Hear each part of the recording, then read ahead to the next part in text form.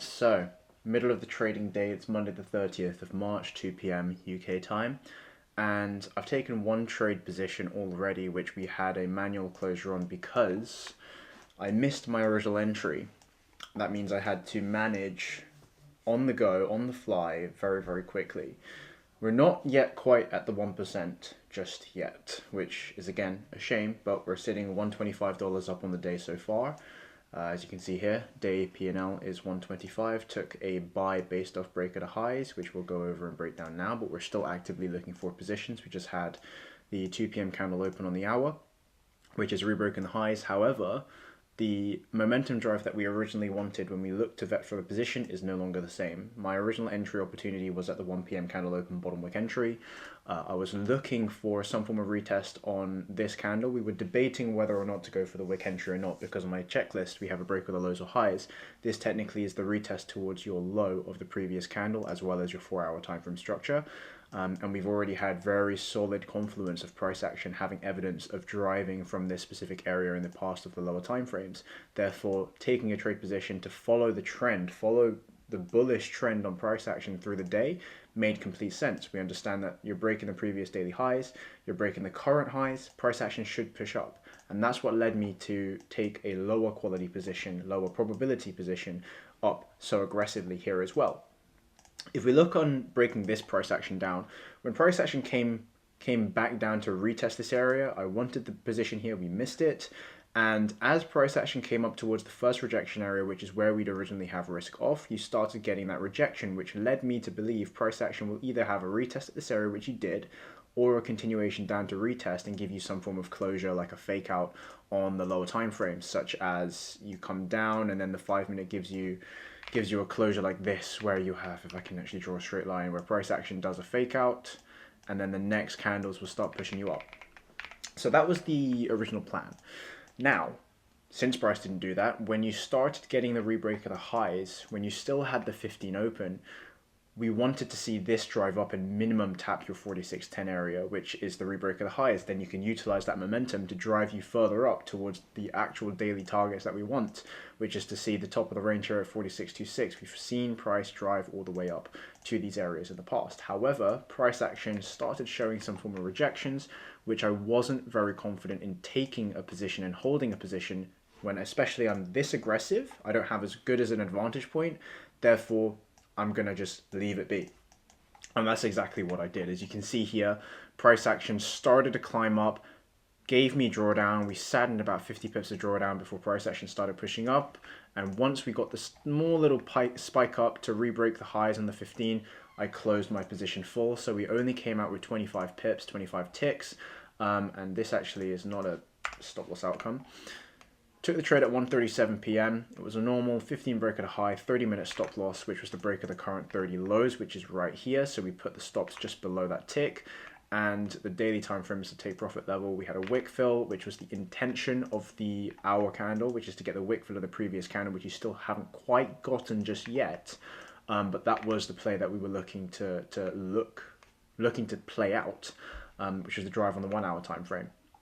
So we secured 25 pips, which again isn't really what I wanted, but it's a show of good dynamic management in a position like this. So closed out of that position. What I'm still looking for is confirmation and retests that price action will come to specific levels to then continue the push up on the trend. I'm not necessarily going to look for the hour time frame to come all the way down. However, the probability of that looks a little bit more likely. If you do sweep the lows here and then give me a small liquidity grab at 45.98, we'll reevaluate the charts on the lower time frame. Yes, you can try and find a mirror on price action to push you up, re-break the highs to come up towards 2.7 again.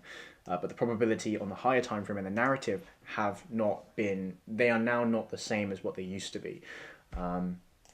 Had I got in a position here, the advantage point is significantly better. We'll probably even be looking at trailing stops now, because at this position, you've rebroken the highs, you'll be trailing stops towards the break of these lows. You'll secure profits at around 217 pips, which for me, that's fantastic on the day. That's about a 1% return. So what I'm looking at now is waiting on price action. The hour just opened, so we're going to look for behavior of this. We're going to reevaluate. We're going to clear the lines. We're going to mark out more ranges. And we're going to go from there. But so far, the kickoff with the week, if you have seen my previous published video, which was yesterday, on the Sunday recap, I went over the concerns of this week. And the concern primarily was looking at which instrument to trade. And the instrument was correct. It synced up finally this morning when we had Asian Open, which is now Gold M 2026. We synced it up with Holla Prime. So your pricing is the same, your instrument is the same. We're trading micros, and everything on the platform is great. So that's now one thing less to worry about. The other concerns was literally just sticking to your system. Now, today has been a very rocky start. We missed a couple of positions. I actually originally wanted to see, once we got this into Asian, I was looking for potential to buy up, and then it came up at 11:30 and 12, where you had the driving push, and I actually missed that entry as well. But yeah, we're just looking at all of the different opportunities now. I had my gym session on Sunday instead of today, so I have an extra rest day on the weekday, which means I can put more focus of creating more opportunities for me to show up on the charts. And that has come in useful. When we're identifying positions, it's just now I have to actually take the positions and not waste my opportunities. So we'll go ahead and wait. If we can get a retest back towards the 575 area, that'd be fantastic. We'll be looking for, again, something similar of the 5 and the 15.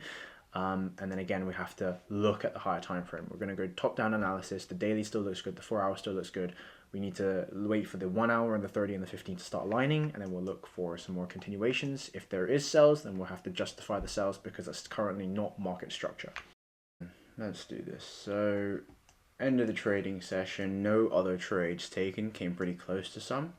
But none of them actually gave me the proper drive that we require. So this is the daily time frame. We just zoom out. Price action failed to re-break its high to capture 46.28, which is the all-time targets that we originally wanted today. And price action has, well, in just over an hour, probably closed you within this range between 455.4 and 444.6, which again is fine. We'll probably likely see top wick in Asian and then break the lows, retests and breakdown in London and New York session, which is probably what I'll be looking to trade. But all in all, we typically want to see a drive or a reversal of liquidity grab towards that 4600 area up above. So it's quite likely price might revisit this tomorrow. We'll have to see. But in terms of today, we failed to re-challenge those highs. Once price action came back down, you did close respecting. We were looking to try and get a closure above and take some buys off of this area to then re-challenge the highs, utilize that as momentum to then push you up towards all TP, full TP at the 4600 area, which unfortunately didn't happen today. So as price action is returning, we're probably expecting this range to be played out. We'll reset the charts and come back tomorrow. But aside from that, the net P&L for today is 125 in the green. That is only 25 ticks of profit, so it's not something that really followed my plan. We managed it very aggressively once we saw price start to struggle at that area, and that is that. So currently sitting at 927.88 in total profit. That's just under 1%. We're at 0.92% out of the 1% for the week, and the overall target is to get 6% target to then get a 2% target in the funded account phase to get the $2,000 payout. So we still have a long way to go. I'm not brute forcing my way. I'm just using my system and take what I can grab. So as you can see, it's a new instrument. It's a new week, a new month, 107.80 after fees.